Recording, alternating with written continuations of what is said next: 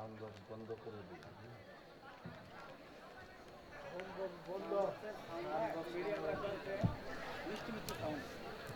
Sound box of করে দিই।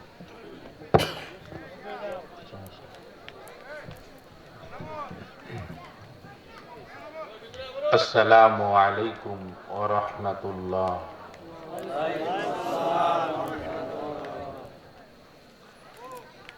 আলহামদুলিল্লাহ আলহামদুলিল্লাহি নাহমাদুহু ওয়া নাস্তাঈনুহু ওয়া নাস্তাগফিরুহু ওয়া নু'মিনু বিহি ওয়া নাতাওয়াক্কালু আলাইহি ونعوذ بالله من شرور أنفسنا ومن سيئات أعمالنا من يهد الله فلا مضل له ومن يضلله فلا هادي له ونشهد أن لا إله إلا الله وحده لا شريك له ونشهد أن سيدنا وحبيبنا ومولانا محمدا عبده ورسوله الذي أرسله بالحق بشيرا ونذيرا وداعيا إلى الله بإذنه وسراجا منيرا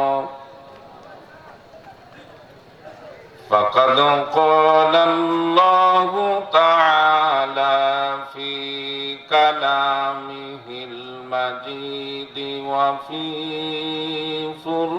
فرقانه الحميد أعوذ بالله من الشيطان الرجيم بسم الله الرحمن الرحيم للرجال نصيب مما ترك الوالدان والأقربون وللنساء نصيب مما ترك الوالدان والأقربون إن الله وملائكته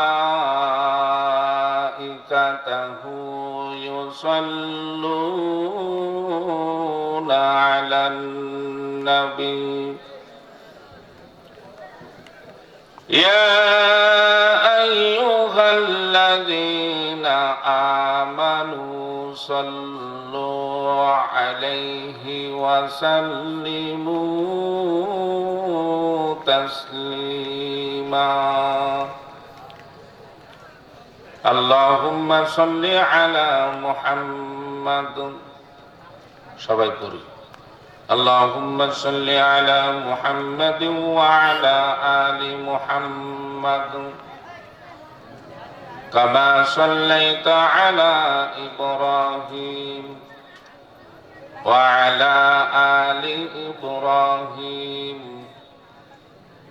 إنك حميد مجيد اللهم بارك على محمد وعلى آل محمد كما باركت على إبراهيم وعلى آل إبراهيم إنك حميد مجيد بلغ العلا بكماله পড়ি সবাই بلغ العلا بكماله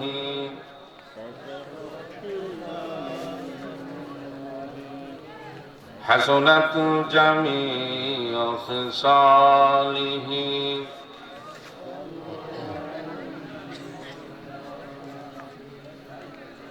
जगह जी लगाने के लिए ये दुनिया नहीं है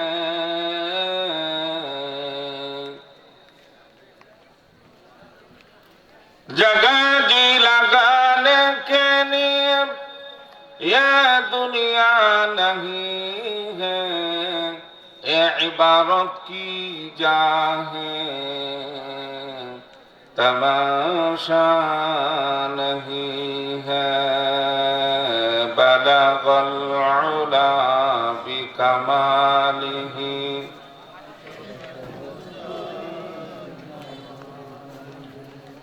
हसनत जमीअ खसालिही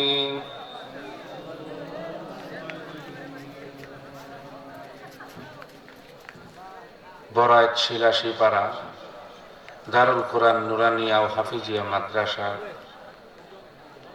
ও জামে মসজিদের উদ্যোগে 21তম ইসলামী মহাসম্মেলনে সম্মানিত সভাপতি, সহসভাপতি, প্রধান অতিথি, বিশেষ অতিথিবৃন্দ, মুআজ্জিজ উলামায়ে কিরাম, উপস্থিত শ্রদ্ধেয় মুরব্বিয়ান, ছোট বড় সমবয়সী ভাই ও বন্ধুরা, আড়ালে মা ও বোনেরা, মহান আল্লাহ পাক রব্বুল আলামিনের দরবারে শুকর জানাই যে আল্লাহ তাবারক তাআলা কুরআনুল কারীম ও হাদিস শরীফ থেকে দুটি কথা শোনার জন্য সুযোগ করে দিলেন, সময় করে দিলেন। সে আল্লাহ পাকের দরবারে প্রাণ খুলে শুকর জানাই আলহামদুলিল্লাহ। আল্লাহ পাকের অশেষ মেহেরবানি, দুনিয়াবি যাবতীয় সমস্ত কাজকর্ম থেকে ফারেক করে আমাদেরকে বাছাই করে পছন্দ করে এই মাহফিলে উপস্থিত করলেন। সেই জন্য আবারও শুকর জানাই আলহামদুলিল্লাহ।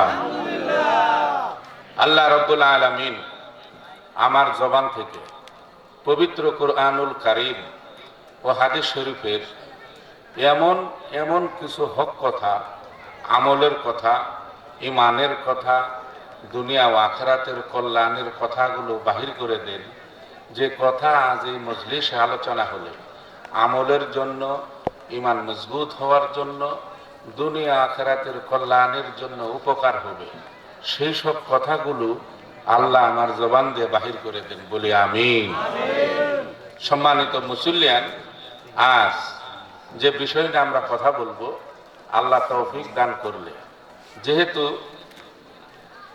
নুরানি ও হাফিজিয়া মাদ্রাসা কর্তৃক আয়োজিত এই মাহফিল, কোরআনুল কারীমের গুরুত্ব, ফজিলত এবং আরেকটা বিষয় আসবে, এই দুনিয়াতে আল্লাহ তাআলা কোন বান্দার প্রতি সন্তুষ্ট, সে বান্দার আচার ব্যবহার, আখলাক, চরিত্র, আমল কি থাকবে, এবং যে বান্দার এই গুণগুলি থাকবে না, কিয়ামতের মাঠে তার কি অবস্থা হবে, আল্লাহ তার সাথে কি আচরণ করবে, সরাসরি কোরআনুল কারীম থেকেই আমরা আলোচনা নিয়ে আসবো ইনশাআল্লাহ। কোরআন হাদিসের এই হক কথাগুলো শুনে আমরা মৃত্যু পর্যন্ত কোরআন ভিত্তিক নবীর আদর্শ ভিত্তিক জীবন গঠন করতে পারি, সেই তৌফিক আল্লাহ তাআলা আমাদের সকলকে দান করুন, আমিন। সম্মানিত মুসল্লিয়া, নুরানি হাফেজি মাদ্রাসা, আমরা যখন হেফজখানায় পড়েছি তখন নুরানি এই সিস্টেম ছিল না। 90-এর আগের কথা বলতেছি। আমরা পড়েছি লম্বা কায়দা, বাগদাদি লম্বা কায়দাগুলো আমরা পড়েছি, আলিফ বে তে সে, ঠিক না? আর এখন আলিফ বা তা সা। আগে যেগুলো আমরা পড়েছি ওইগুলি পূর্ণাঙ্গ সহি ছিল না। এরপর নুরানি মাদ্রাসা এই বৈজ্ঞানিক পদ্ধতিতে কোরআন শিক্ষা, এটাই উত্তম এবং সহি। নুরানি মাদ্রাসা আমাদের বাংলাদেশের জন্য একটা নিয়ামত। অন্যান্য দেশের কথা বলবো না, বাংলাদেশের কথাই বলি। আরেকটা অনুরোধ হচ্ছে, গেটের ভিতর যারা আছে কেউ যদি শব্দ করে কথা বলে তাহলে আমার কথা বলতে ডিস্টার্ব হবে। অনুরোধ করছি কেউ যেন কথা না বলে, কথা বলে দূরে গিয়ে বলি। কারণ কুরআনুল কারীমের আলোচনা যখন শুরু হয় দুনিয়ার সব কথা শোনা হারাম। এই দুঃসাহস যাতে কারো না হয়। নুরানি মাদ্রাসা আপনার ছেলে মেয়েকে 3 বছরের জন্য ভর্তি করে দেবে, ছেলে হোক মেয়ে হোক। আপনি ছেলে মেয়েকে যতই লেখাপড়া করান, যে লাইনে করাতে পারেন, আপনার এখতিয়ার। কিন্তু যেহেতু আপনি মুসলমান, আখিরি নবীর উম্মত, আখিরি নবীর উম্মত আমরা কে কে একবার হাত তুলে দেখাইতো সবাই? আলহামদুলিল্লাহ, একটু করে টের পাইবে আসলে আমরা আখিরি নবীর উম্মত কি না। প্রমাণ করতে হবে না? আপনি এই মাদ্রাসা, মসজিদ, এটা মসজিদও না, মসজিদের একজন খতিব নিবেন, ইমাম সার্কুলার দিয়েছেন, মুফতি লাগবে, দাওরা হাদিস লাগবে, অথবা কামেল পাস লাগবে। দরখাস্ত করতে পারবেন, ঠিক না? মনে করে একজন দাখিল পাস করে মিজান পর্যন্ত পড়ে আইসা দরখাস্ত করলো, কণ্ঠস্বর ভালো, দরখাস্ত করলো, টিকবে এই দরখাস্ত? কারণ যোগ্যতা নাই তার, কণ্ঠ থাকুক, যোগ্যতা নাই। ঠিক তেমনি আখিরি নবীর উম্মত হওয়ার জন্য আল্লাহ তাআলা একটা যোগ্যতার মাপকাঠি দিয়েছেন। এই যোগ্যতা যার আছে সে আখিরি নবীর উম্মত, আর যোগ্যতা যার নাই সে আখিরি নবীর উম্মত না। বলবো যোগ্যতাটা কি লাগবে? আখিরি নবীর উম্মত হওয়ার জন্য 1 নাম্বার, লা ইলাহা ইল্লাল্লাহু মুহাম্মাদুর রাসূলুল্লাহ সাল্লাল্লাহু আলাইহি ওয়াসাল্লাম। আল্লাহর প্রতি, রাসূলের প্রতি ঈমান আনলাম, স্বীকার করলাম।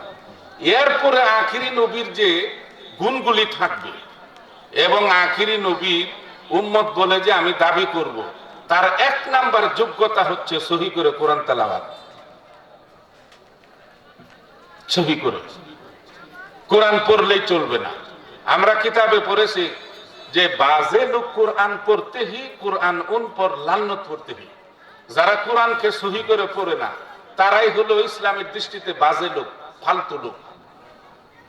আর কোরআন আল্লাহর কাছে প্রার্থনা করে কোরআন উন পর লান্নত পড়তে হি, আল্লাহ আমাকে যে সহি করে তেলাওয়াত করলো না তার উপরে তুমি লানত ফেলাও, গজব দাও।